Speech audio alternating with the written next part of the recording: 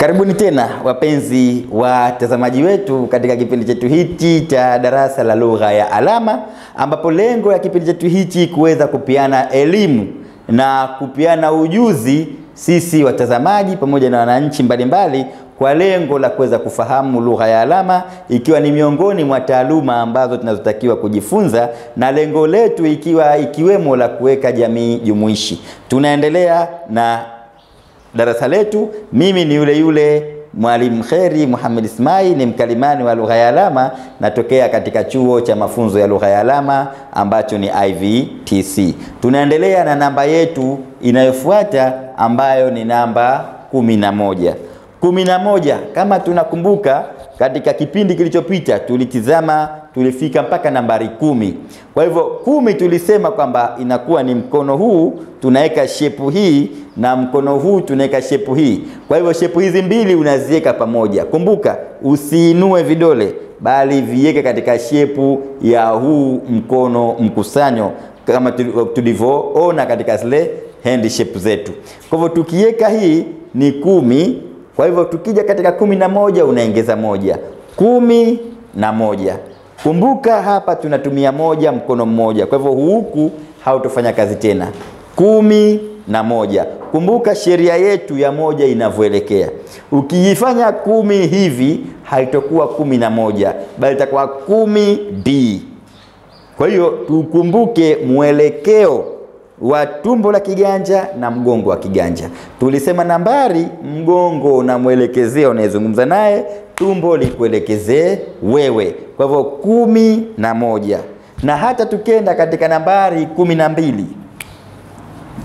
12 tunaendelea vile vile kwamba 12, na hii ni 13. Mwendelezo wetu unakuwa vile vile. Unaweka 10 na zile namba ambazo tuzisoma.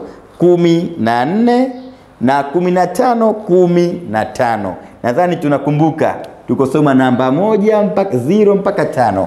Kwa hivyo unaweka namba yako 10 alafu unakuja na zile alfabeti 15. 16 ndo vile vile katika namba yetu 6, 16, ambapo pia 17 tunaweka 17.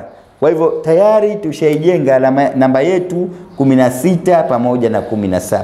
Tukaenda katika nambari 18, tunapata vile vile kwamba ni 18. Na hata 19 tunaweka vile vile namba yetu 10 halafu tunaweka 9, 19. Tumalizie na namba 20. Madhali 10 ilikuwa hivi.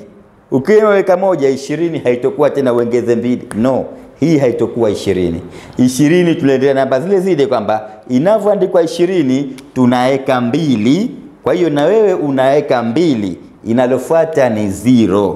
Kwa hivyo hiyo inakuwa 20, unaweka 2 na 0. Hii ni 20. 2 na 0. Unaacha kama nafasi hivi 2 alafu unaweka 0. Hiyo itakuwa ni namba 20. Nadhani tayari tumeshafahamu kwamba 11 na 12, 13, 14, 15, 16, 17, 18, 19, 20. Nadhani tumeelewana vizuri, na hivyo kwa leo naomba pia tumalizie hapa katika namba 20. Tutakutana tena katika darasa lijalo. Mlikuwa nami Kheri Muhammad Ismail, mkalimani wa lugha ya alama. Tukutane tena siku nyingine. Asanteni na kwaherini.